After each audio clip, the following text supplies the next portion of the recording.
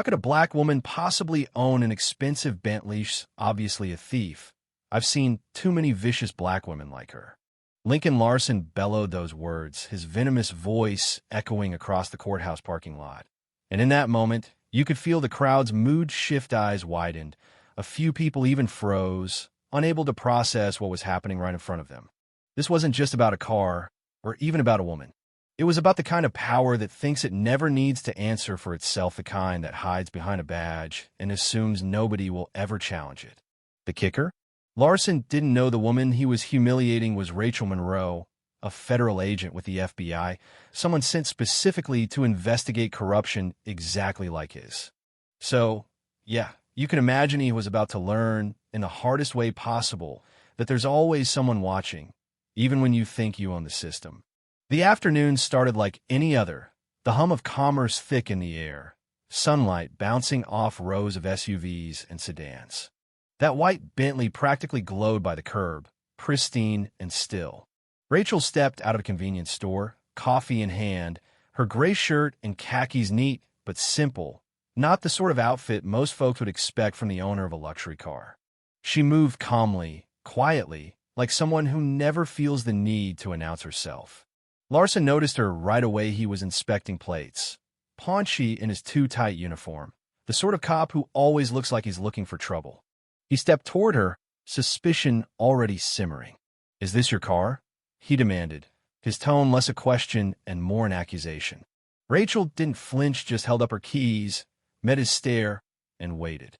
Larson moved in, scanning her top to bottom, eyes lingering on the car, as if he was sure it didn't belong to her. "Let me see your registration," he snapped, not even glancing at her face.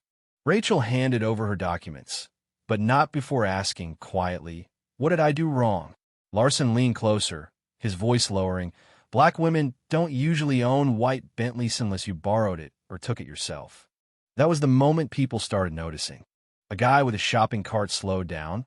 A teenager pulled out his phone. Someone started filming.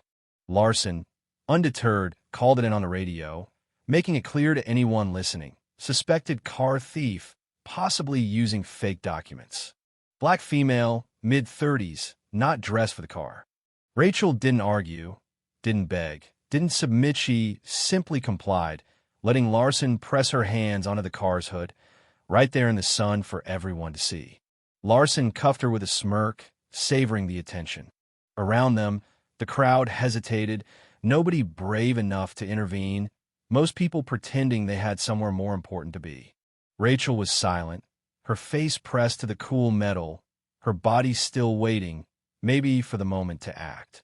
Larson rifled through her belongings, muttering to himself, almost disappointed to find nothing but clean paperwork and an old photo. "Too clean, it's got to be fake," he grumbled, as if innocence was just another form of deception. A second patrol car pulled up. Officer Whitaker Young, clean shoes, clipboard in hand, stepped out. He looked at the scene, at Larson, at Rachel, and something shifted in his eyes. He started to speak, then caught Larson's glare and shrank back, pretending to check a license plate. No one spoke. Larson pushed Rachel into the back seat of the squad car, leaned in close, and hissed, "Maybe you think you're safe today, but I don't forget. I know who deserves to be here." Rachel met his ice-snow anger, just a steady, unblinking look that made him turn away faster than he liked. At the station, the routine unfolded with mechanical efficiency. Rachel was processed, every movement under the watchful eyes of silent officers. Not one of them spoke up. Not one questioned the story. Not even when Larson wrote, "Uncooperative attitude, possible concealment of identity," on her intake form, a neat pile of lies masquerading as procedure. She surrendered her belongings, watching as her agent badge was hidden with her wallet, never once betraying her real identity. In the holding cell, a bulb buzzed overhead. Cameras watched every move, but Rachel just sat there calm, hands resting on her knees, red marks from the cuffs fading. Outside, a young officer named Morgan noticed the paperwork, no evidence, no photo. The owner and driver names matched. She hesitated, but when Larson walked by, coffee in hand, face too relaxed for someone who just made a felony arrest, Morgan dropped her questions and fell back into line. The hours crawled by. Rachel wrote a request to call her legal guardian, but it was denied, identity not verified. In the break room, a couple of cops whispered, "She's probably just another mistaken arrest," but no one checked the files. Silence was easier. That's how it always was.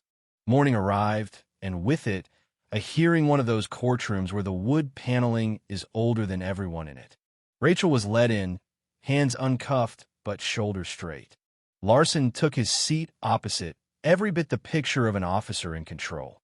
The judge, round glasses, deadpan voice, barely looked at Rachel. The prosecutor nodded along to everything Larson said. He told his story. Uncooperative suspect. Failed to show ID. Suspicious vehicle. He didn't say race, but the implication hung heavy in the air. Rachel sat stone-faced, not giving Larson the satisfaction of a reaction. Her court-appointed lawyer did little more than scribble a few notes, barely looking up. The judge barely hesitated, extend detention for 48 hours, pending verification. A bureaucratic death sentence, read as if it were a traffic ticket.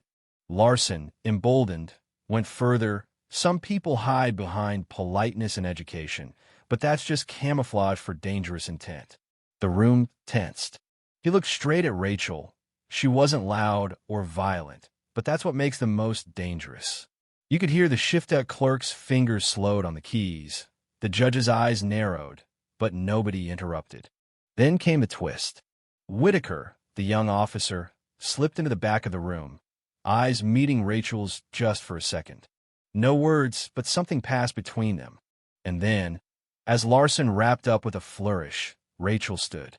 She walked to the podium, pulled a small leather case from her jacket, and set on the table FBI badge, clear as day, Division of Internal Affairs. The silence was seismic. Larson turned ghostly pale. Rachel's voice rang out. "I'm not the suspect. I'm investigating you." The judge blinked, uncertain. 3 federal agents entered, 1 from DOJ, 2 from the FBI. Larson tried to argue, but his voice cracked, and in full view of the courtroom, he was ordered to disarm and hand over his badge. What followed was chaos. News outlets picked up the story within the hour, the courtroom scene streaming across the country. Larson became a symbol, a warning. Hashtags trended, people came forward with their own stories, and the department was forced to open files long buried. Rachel, meanwhile, faced another kind of reckoning, meetings behind closed doors, senior officials warning her about rocking the boat. She answered calmly, "I'm not breaking the system. I'm just showing where it's broken." Old allies and silent insiders began coming forward. Whitaker sent a USB drive with secret recordings, proof that the so-called procedure for club had been covering up misconduct for years. Rachel worked nights, connecting the dots. Property seizures in black neighborhoods, altered reports, emails bouncing between police and City Hall. One day, she met Marcus Hayes, a former investigator forced out for asking too many questions. Together, they uncovered a network stretching far beyond one corrupt officer.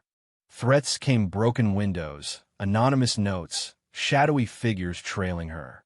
But she pushed on, encrypting evidence, sharing files with trusted allies, moving pieces into position for a federal audit that would rock the city's justice system. The final showdown was as unglamorous as you'd expect a hearing in a cold, windowless room at the Inspector General's office. Rachel sat, facing a panel of 5, recounting every detail, every cover-up, every voice that was silenced. They grilled her, tried to trip her up, suggested she'd broken protocol. She held her ground, methodical, unshakable. Evidence after evidence landed on the table. When they tried to turn suspicion on her, she offered full cooperation, but made clear she wouldn't betray those who finally chose to speak. After hours of questioning, the panel relented. They'd seen enough. The announcement was swift. A state-level task force would be formed, a full audit was underway, and every file touched by Larson and his network would be reopened. When Rachel left the building, there were no cheers, just a few reporters on the steps, a city still stunned, and a sense that for once, maybe, the truth had found its voice. She didn't feel victorious, just relieved. The hardest battles, she knew, weren't won in courtrooms, but in the quiet decisions to do what's right when no one's watching. So here's the real question: when the system finally cracks, when silence gives way to truth, will people actually want to see what's underneath? Or will they look away, hoping someone else will finish the job? I'm curious, if you had the power to expose the rot or just patch the surface, what would you do? Would you stand up, or would you look away like everyone else? Let me know in the comments, because this is where the story stops being about Rachel and starts being about all of us.